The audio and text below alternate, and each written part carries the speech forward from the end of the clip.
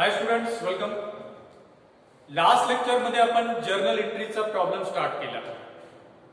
It is the basic and cumulative problems.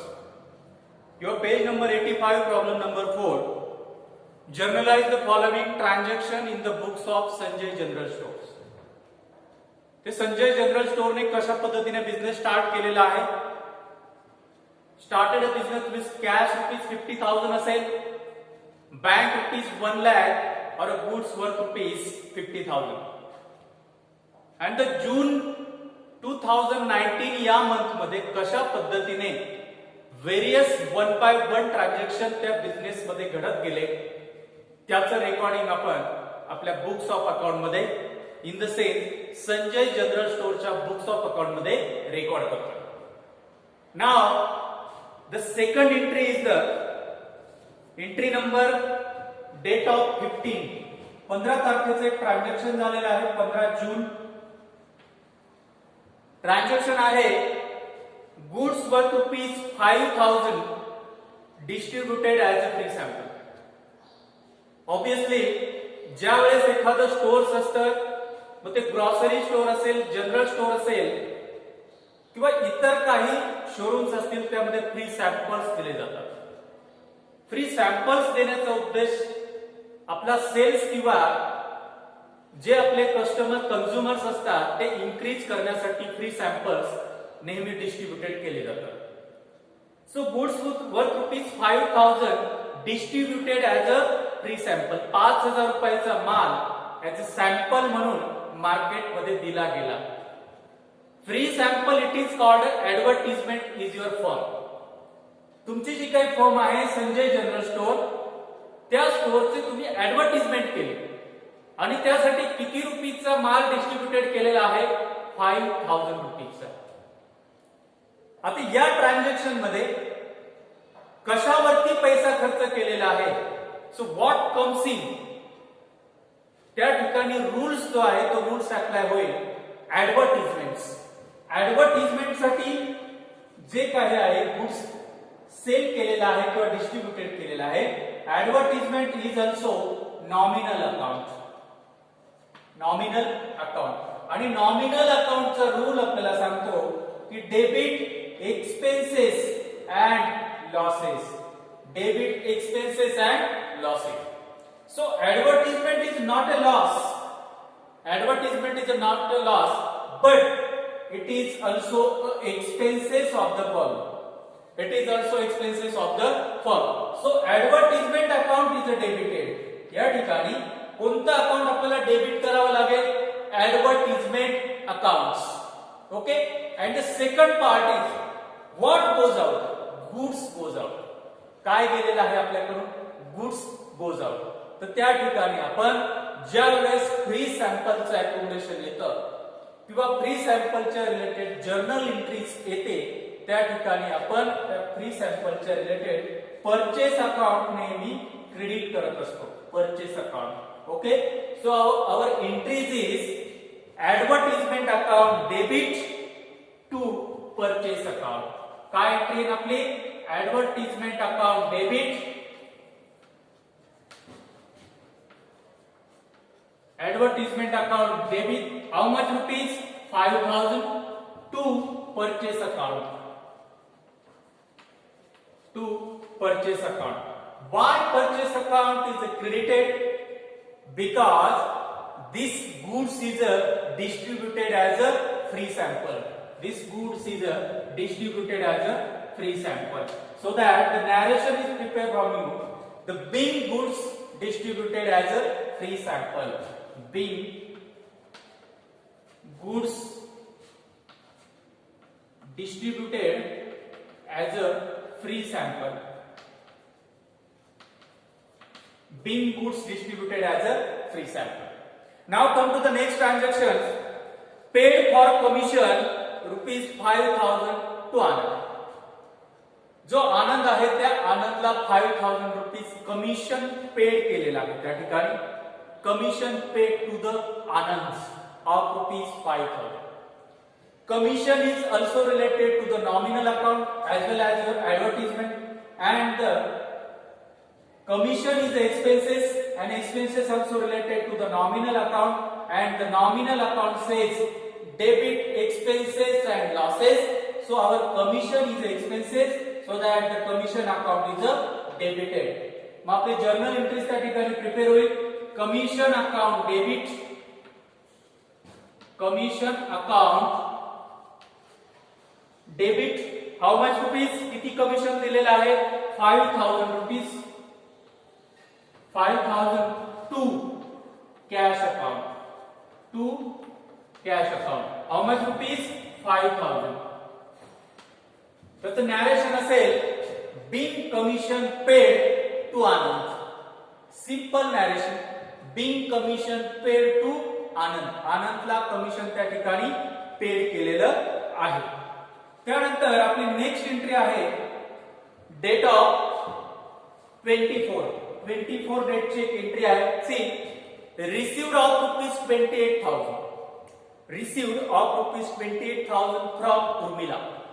उर्मिलाची जी entry होती ती एंट्री तुमच्या ट्रान्झॅक्शन नंबर 9 मध्ये, डेट ऑफ 9 मध्ये उर्मिलाला 30,000 रुपीजचा गुड सेल्स केलेला होता ऍट 5% ट्रेड डिस्काउंट. ते क्रेडिट ट्रान्झॅक्शन होतं. मग ते क्रेडिट ट्रान्झॅक्शन मध्ये 5% ट्रेड डिस्काउंट देऊन उर्मिलाकडून आपल्याला अमाउंट किंवा जी काही पेमेंट रिसिवेबल होतं, दिस अमाउंट इज 28,500. आपण एंट्री केलेली होती Urmila's account debit 28,500 to sales account, कारण तिला गुड्स सेल केलेले होते. To sales account of rupees 28,500. मग आता 24 नंबरची जी एंट्री आहे डेटची, त्यामध्ये रिसिव्ड 28,000 फ्रॉम उर्मिला. उर्मिलाकडून 28,000 रुपीज रिसीव्ह झालेले आहेत, मिळालेले आहेत.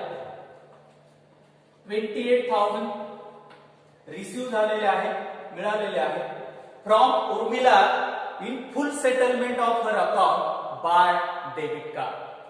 फुल and final settlement in the sales. त्यानंतर त्या ठिकाणी तो ट्रान्झॅक्शन्स किंवा तो व्यवहार त्या ठिकाणी संपलेला आहे. सो दॅट एकूण येणं किती होतं आपल्याला उर्मिलाकडून? 28,500. But the settlement clear in how much rupees? Only 28,000 rupees. मग त्या ठिकाणी डिफरन्स किती क्रिएट झालेला आहे आपल्याला? 500 रुपीजचा. So 500 rupees is our discounted allowed.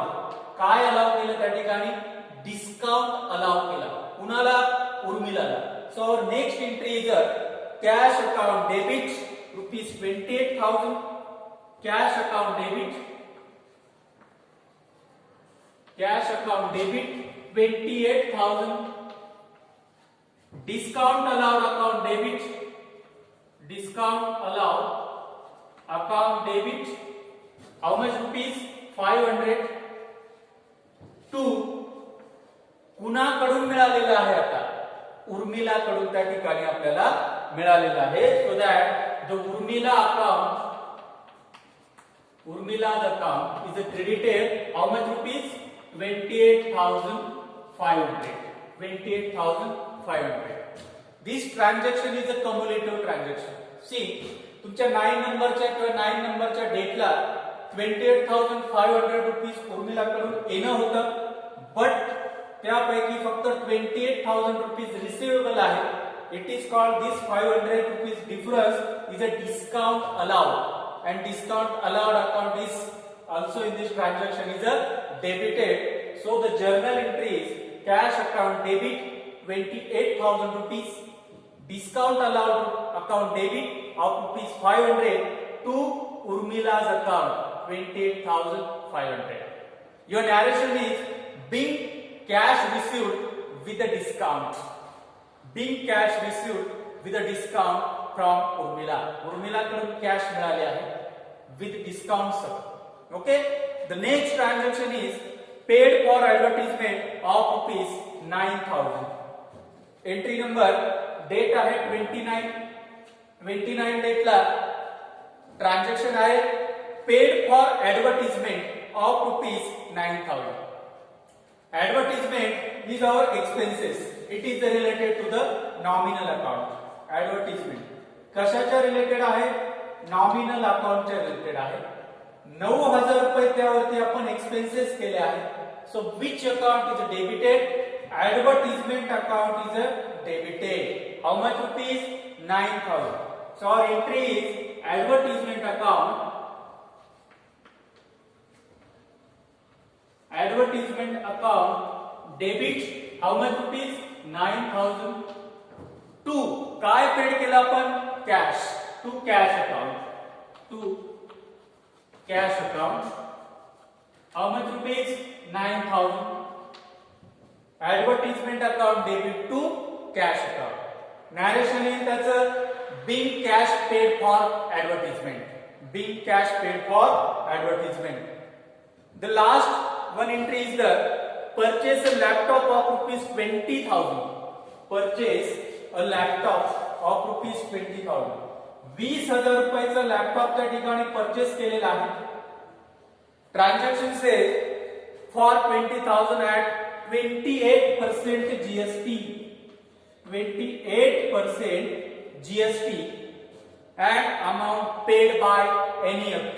Amount paid by NEFT. 20,000 रुपयाचा लॅपटॉप आहे, त्यावरती जीएसटी आपल्याला आकारला गेला आहे आणि ती जी काही अमाउंट आहे ती आपण NEFT मार्फत ट्रान्सफर केलेली आहे. In the sense bank account is always credited. जी शेवटची एंट्री आहे ती शेवटची एंट्री तुमची या पद्धतीने असेल. See the laptop account debit. Laptop account debit. Input CGST account debit. Input SGST account debit to bank account. To bank account. I repeat again, laptop account debit, input CGST account debit, input SGST account debit to bank account. आता जे काही figures आहेत त्या equation मध्ये बसून त्याचं calculation करा. 28,000 is the original cost of laptop and this 28% जे आहे 28% divided into two part.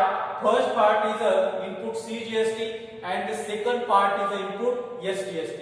And also this payment is sent to or paid by the check or the NEFT. And NEFT is also related to the bank account. So bank account is credited. Bank account is credited. त्याचं narration असेल being laptop purchase with 28% GST. Being laptop purchase with 28% GST. अशा पद्धतीने हे unsolved problems मधले किंवा unsolved illustration मधले 1 bye 1 illustration solve करण्याचा प्रयत्न करा. समराइज करा. प्रत्येक जर्नल एंट्रीचा प्रॉब्लेम सॉल्व्ह करत असताना वर्किंग नोट प्रिपेअर करा. त्याचं डिस्ट्रीब्युशन किंवा ॲलोकेशन तुमच्या जर्नलच्या फॉर्मॅट्स मध्ये कसं होतं ते बघा. एंट्रीज व्हेरी रिलेटेड असेल ती हायलाइट करून ठेवा. And the next part is resolved in the next lecture. Okay, thank you.